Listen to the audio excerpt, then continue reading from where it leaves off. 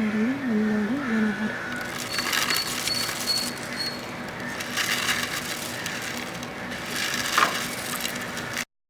Hello friends, welcome to Sugan's cookery. இன்றைக்கி நம்ம பார்க்க போகிறது குழந்தைங்கள்லேருந்து பெரியவங்க வரைக்கும் எல்லாருக்கும் ரொம்ப பிடிச்ச ஓமப்பொடி. இது வந்து ஜஸ்ட் ஒரு 15 நிமிஷத்தில் நீங்கள் செஞ்சிடலாம். இதை எப்படி செய்கிறது அப்படிங்கிறத பார்க்கலாம் வாங்க. இப்போது ஓமப்பொடி செய்கிறதுக்கு 2 கப்பு வீட்டில் அரைச்ச கடலை மாவு. இது வந்து நீங்கள் உங்கள் வீட்டில் இருக்கிற ஏதாவது ஒரு சின்ன டம்ளர் இல்லை ஒரு கப்பை வந்து மெஷர் பண்ணுறதுக்கு யூஸ் பண்ணிக்கலாம். இது கூட 3/4 கப்பு வந்து அரிசி மாவு சேர்த்துக்கோங்க.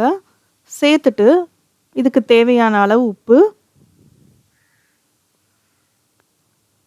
2 டேபிள் ஸ்பூன் பட்டர் இல்லாட்டி வந்து சூடான எண்ணெய் 2 டேபிள் ஸ்பூன் சேர்த்துக்கோங்க. அது கூட கொஞ்சமாக மஞ்சள் தூள், அப்போ தான் உங்களுக்கு வந்து ஓமப்பொடி நல்லா மஞ்சளாக இருக்கும்.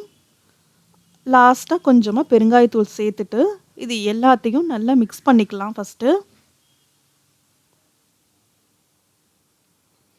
இதை நல்லா மிக்ஸ் பண்ணதுக்கப்புறம் நம்ம இதில் வந்து ஓம தண்ணி ஊற்றி கொஞ்சம் கொஞ்சமாக பிசைய போகிறோம். அதுக்காக 1 டேபிள் ஸ்பூன் ஓமத்தை வந்து 1 டம்ளர் தண்ணியை ஊற்றி அதை நல்லா கொதிக்க வைங்க. கொதிக்க வச்சு அது 1/2 டம்ளர் ஆனதுக்கப்புறம் அதை வடிகட்டிட்டு அந்த தண்ணியை ஆற வச்சு நம்ம வந்து இதில் சேர்த்து மிக்ஸ் பண்ண போகிறோம். ஸோ அந்த தண்ணியை வந்து கொஞ்சம் கொஞ்சமாக ஊற்றி நல்லா பிசைஞ்சுக்கோங்க.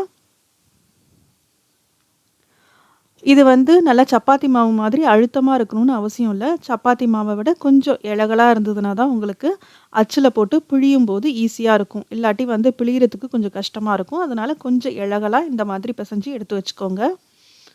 ஸோ அவ்வளோதான், நம்மளோட மாவு ரெடி ஆகிடுச்சு. இனிமேல் ஓமப்பொடி செய்ய ஆரம்பிச்சிடலாம்.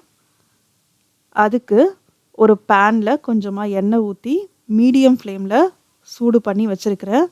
எண்ணெய் நல்லா சூடானதுக்கப்புறம் அதை வந்து மாவை வந்து ஒரு குழலில் போட்டு நம்ம பிழிய ஆரம்பிச்சிடலாம். எண்ணெயில் நல்லா ரவுண்டாக அந்த மாதிரி முறுக்கு பிழிவோம் இல்லையா, அந்த மாதிரி பிழிஞ்சிருங்க. எண்ணெய் வந்து எப்போதுமே மீடியம் ஃப்ளேமில் தான் இருக்கணும். அப்போ தான் உங்களுக்கு ஓமப்பொடி நல்லா மஞ்சள் கலராக கிடைக்கும். இல்லாட்டி ரொம்ப ஓவர் குக் ஆகிடும், ப்ரௌன் கலர் ஆகிடும். ஸோ அதனால் மீடியம் ஃப்ளேம்லேயே வச்சு பொரிச்சு எடுங்க. கொஞ்சம் நேரம் கழித்து அதை ஒரு வடைக்கம்பி வச்சு திருப்பி விட்டுருங்க. இப்போ பார்த்தீங்கன்னா இந்த ஓமப்பொடியை சுற்றி உள்ள பபிள்ஸ் எல்லாம் கம்மியாயிடுச்சு. அப்படின்னா ஓமப்பொடி நமக்கு ரெடி ஆகிடுச்சு அப்படின்னு அர்த்தம். அவ்வளோதான், நம்ம ஓமப்பொடியை எடுத்துடலாம். இதே மாதிரி மிச்சம் இருக்கிற மாவையும் கொஞ்சம் கொஞ்சமாக போட்டு நீங்கள் பொரிச்சு எடுத்துடலாம். இந்த ஓமப்பொடி குக் ஆகிறதுக்கு ஜஸ்ட்டு ஒரு 2 நிமிஷம் தாங்க ஆகும். மெலிசாக இருக்குது இல்லையா, அதனால்.